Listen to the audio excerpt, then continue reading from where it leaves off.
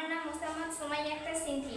আমি বাঁকুড়া মাসুম আলী প্রামাণিক উচ্চ বিদ্যালয়ের ষষ্ঠ শ্রেণীর ছাত্রী। আমি দলনেতা হিসেবে উপযুক্ত বিষয়ের পক্ষে বলছি। জলবায়ু পরিবর্তনের প্রধানত মানুষের দায়ী। সম্মানিত বিচারক, শিক্ষক ও প্রিয় বন্ধুরা, আমি আজকে জলবায়ু পরিবর্তনের বক্তব্যে বলবো মানুষই জলবায়ু পরিবর্তনের কারণ। পৃথিবীতে গাছ নিধন করা, রাস্তাঘাটের কালো ধোয়া, বেশি সময় ধরে মোবাইল দেখে গেম খেলা, ধূমপাইতে ধূমপান করা ইত্যাদি।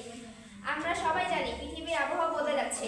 যেমন পৃথিবীতে গরম বাড়ছে, বন্যা হচ্ছে, খরা হচ্ছে, বরফ গলছে, পাহাড়ের ধস বাড়ছে।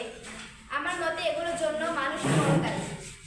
যেমন কলকারখানা বানাচ্ছে, গাড়ি চালাচ্ছে, ইটভাটা বানাচ্ছে, গাছপালা কেটে ফেলছে। আগুনের কারণে কার্বন ডাই অক্সাইডের পরিমাণ বাড়ছে। এর ফলে বাতাসকে গরম করছে। এই গ্যাস বাতাসকে গরম করছে।